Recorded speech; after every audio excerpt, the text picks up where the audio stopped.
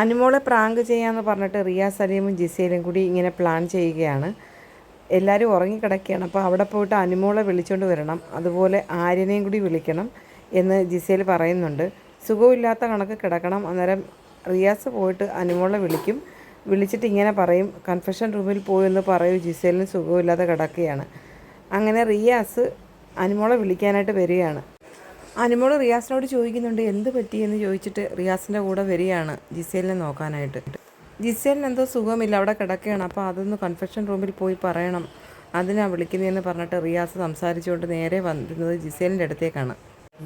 അനുമോൾ നോക്കുമ്പോൾ ജിസേൽ അവിടെ തറയിൽ കിടക്കുകയാണ്. അപ്പോൾ അനുമോൾ പെട്ടെന്ന് വിഷമിച്ചിട്ട് ചോദിക്കുന്നുണ്ട്, അയ്യോ എന്ത് പറ്റി, നിങ്ങളാരും ഇവിടെ കണ്ടില്ലേ, ഇന്ന് ഇത്രയും നേരമായിട്ട് നിങ്ങൾ ആരുടെ അടുത്തും പറഞ്ഞില്ലേ? അപ്പോഴേക്കും ആര്യനും അവിടെ വരുന്നുണ്ട്. ആര്യനും അനുമോളും കൂടി ജിസേലിനെ വിളിച്ചുണർത്താൻ നോക്കുകയാണ്, എടുത്ത് പൊക്കാൻ നോക്കുന്നുണ്ട്. ഇവിടെ മാറിയിരിക്കുന്ന പറഞ്ഞ് രണ്ടുപേരുടെ കയ്യെ പിടിച്ച് ഒരു ചെയറിലോട്ട് കൊണ്ടുവന്ന് ഇരുത്തുന്നുണ്ട്. അപ്പോൾ ജിസേൽ ഇങ്ങനെ കുനിഞ്ഞു തന്നെ ഇരിക്കുകയാണ്. ജിസേലിന് ചിരി വരുന്നുണ്ട്.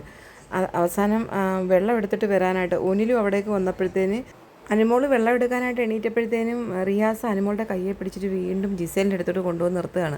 എന്നിട്ട് ഉനിലിനോട് പറയുന്നുണ്ട്, പോയി കുറച്ച് വെള്ളം എടുത്തിട്ട് വരൂ.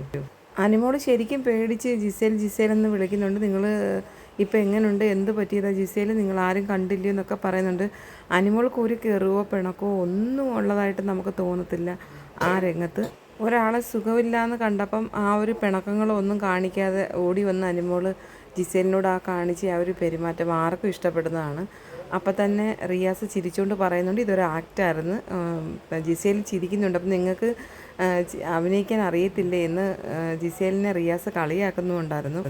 ജിസേൽ റിയാസിനോട് പറയുന്നുണ്ടായിരുന്നു, അനുമോള് തന്നെ മതി, അനുമോളാണ് ഇത് നല്ലതെന്ന്. അപ്പം റിയാസ് അവരോട് തന്നെ പറഞ്ഞു, അനുമോളും ആര്യനുമാണ് ജിസേലിന് ഏറ്റവും ഇഷ്ടമുള്ളവർ, അതുകൊണ്ട് അവർ രണ്ടുപേരെയും വിളിക്കാൻ ജിസേലാണ് പറഞ്ഞതെന്ന് അനുമോളോട് പറഞ്ഞപ്പം അനുമോൾ ചോദിക്കുന്നുണ്ട്, റിയലി അങ്ങനെ പറഞ്ഞോ എന്ന്. എന്നിട്ട് അനുമോൾ ചോദിക്കുന്നുണ്ട്, ഇത് പ്രാങ്ക് ചെയ്യാൻ വേണ്ടിയായിരുന്നു